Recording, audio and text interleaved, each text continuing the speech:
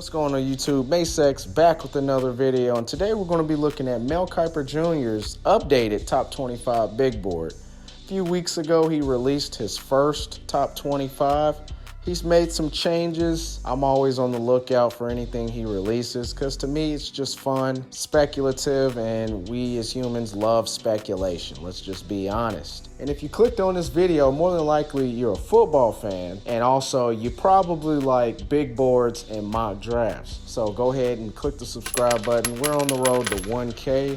If you like this video, go ahead and click that like button. Helps the channel grow as well and lets others know. We're gonna hop straight into it. We got 25 guys that we need to look into. Some new names as well. Without further ado, let's get to it.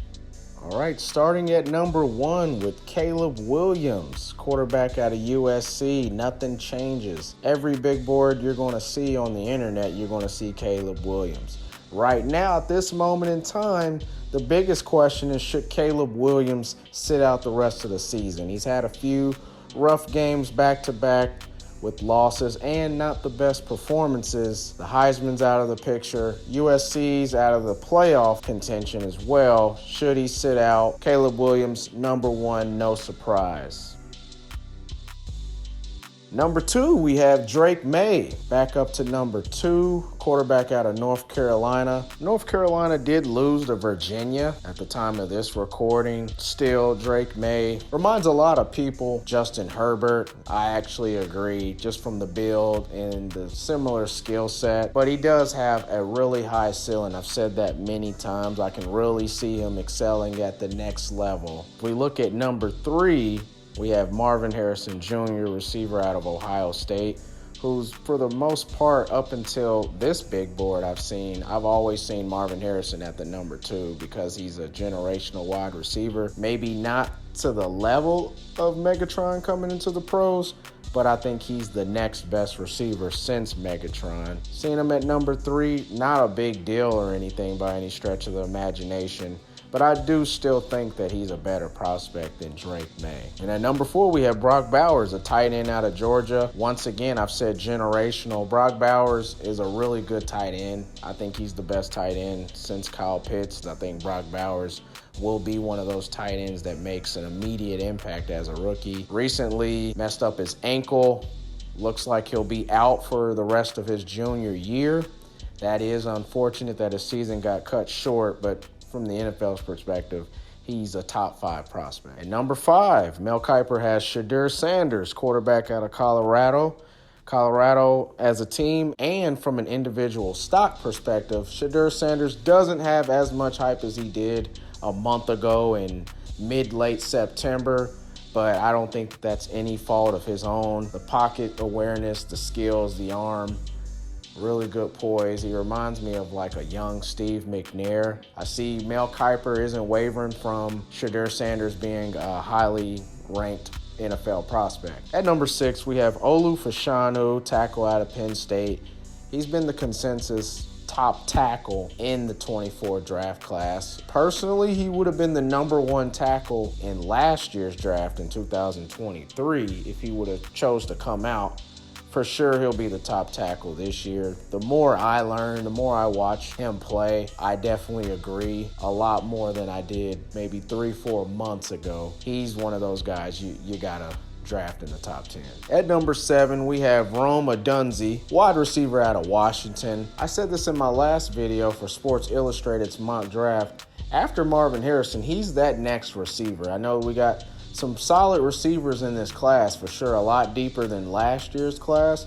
But I think after Marvin Harrison Jr., Romaun Dickey is right up there. Obviously not as good as Marvin Harrison, but he's one of those receivers I can realistically see be drafted in the top 10. He is one hell of a wide receiver. All right, at number 8, we have Troy Fautanu, offensive lineman out of Washington. So 2 Huskies back-to-back. This ranking for Fautanu, I think, is really high. He's a good lineman, don't get me wrong, but I don't see him as top 10. He possesses a lot of skills and talent, but I think that 8 is a stretch. I know he's had some good games most recently, but I don't know if I'm ready to put him in the top 15 yet. At number 9, we have Cooper DeJean, cornerback out of Iowa, listed as a cornerback.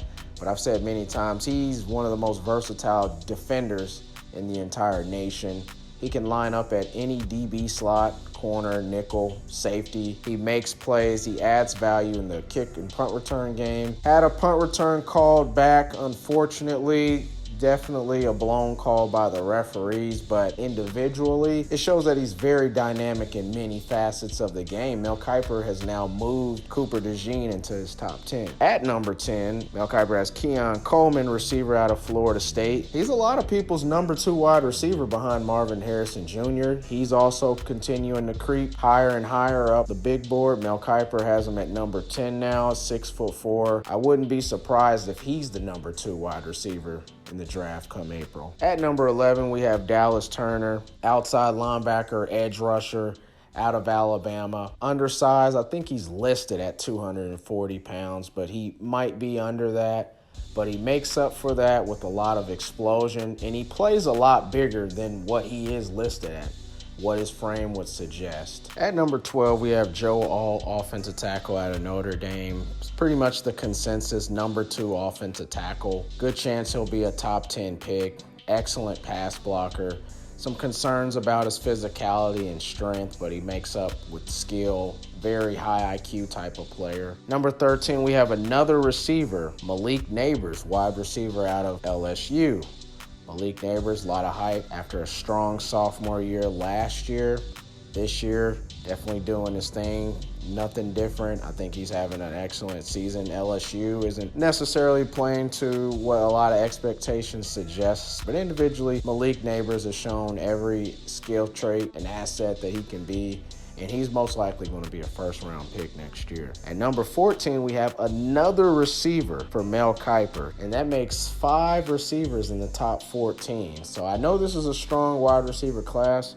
I'm not exactly sure if we should have 5 in the top 14, but we have Emeka Egbuka. I think he's rated a little bit high. I do see him as a first-round pick. Number 2 wide receiver out there in Ohio State. Can do everything really good after the catch. Very physical guy. And at number 15, we finally have another defender with Kadin King, cornerback out of Penn State. So Kadin King is Mel Kiper's number 1 corner. I've said in many big board videos I've made, mock drafts, that Kadin King is my top corner in this class. Number 16, we have Landon Jackson, defensive end out of Arkansas. So Landon Jackson definitely burst into the scene, or at least burst into a lot more people's eyes in that dominant performance he had against Alabama. I'm not sure if I'm ready to put him in the top 16.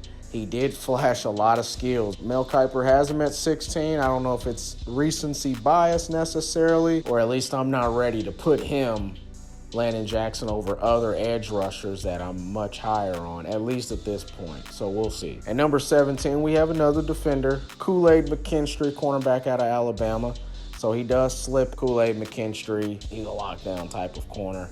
Also adds value in the return game. At number 18, we have another Bama guy, J.C. Latham, tackle out of Alabama. It'll be interesting to see at the next level if he'll be a left tackle. I hear a lot of rumors that he may be more of a fit at the right tackle spot. Number 19, we have Jared Verse, defensive end, edge rusher out of Florida State. Jared Verse has definitely fallen. You look at his counting stat, not a lot of production from a statistical standpoint. I can understand for sure why he's fallen. Preseason, he was projecting a lot of people's top 5 pick, top 10 in many big boards. So he's starting to fall a little bit. We'll see how he finishes the season. Florida State's having a hell of a year. At number 20, we have Troy Franklin, wide receiver out of Oregon. 6'3", 187 pounds. First time covering Troy Franklin. Troy Franklin caught my attention in the Colorado game. I mean, completely balled out, as we all, I'm sure, have watched at least one Colorado game, and I'm sure a lot of people watched the Colorado-Oregon game.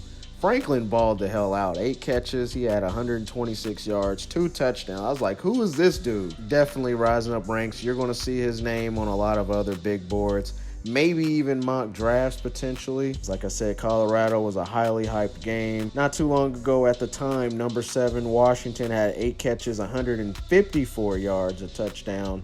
Recently just defeated number 13 Utah for 8 catches, 99 yards, and a score. On the season to this point, through 8 games, 52 catches, 9 touchdowns. Be on the lookout for Troy Frank. At number 21, we have Michael Penix Jr., quarterback out of Washington. So far into the season, 24 passing touchdowns, only 6 interceptions. Lead Washington to an undefeated season so far. Will be 24 years old next year by the time his rookie season starts, so he is an older prospect. His overall arm strength isn't a concern, but it's not the strongest, but he's very accurate, if that makes sense. Completely revolutionized his game. IU was used more as a dual threat, and at Washington, he's strictly a pocket passer. At number 22, we have a tackle, Jordan Morgan. Jordan Morgan's consistently been in Mel Kiper's big boards and mock drafts. He sees him as a first-round pick. At number 23, we have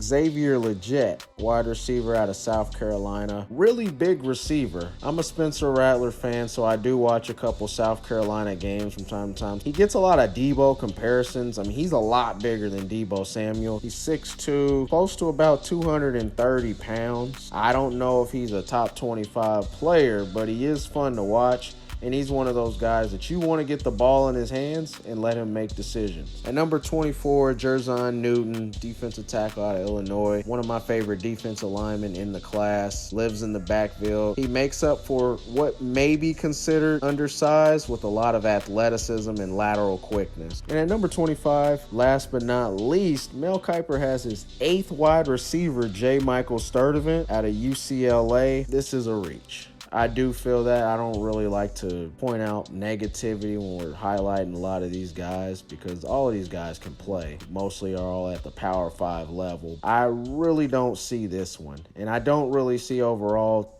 8 wide receivers in the top 25. Sturdivant, speed guy, 24 catches, 407 yards, 3 touchdowns, 6'3", 205. Which is good size. Like I said, I don't really see it. His last game against Colorado, 1 catch for 0 yards. This is a head scratcher, I will say, especially when we look at a lot of the guys that he did not include in his top 25. All right, well, this is the top 25 updated big board from Mel Kiper Jr. What are some of your agreements, disagreements?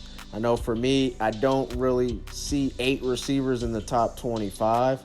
It's a really good receiver class, but I do not see 8 in the top 25. He left some guys off this list that I can't see how the heck they're not in the top 25. I want to hear your guys' opinions. Go ahead and comment down below. Who would you include that's not in the list? Who would you take off? And if you made it this far, I deeply appreciate it. Go ahead and subscribe to this channel. If you're a real one, hit that like button. So with all that said, I'm going to go ahead and let you guys go. See y'all in the next video. Cheat!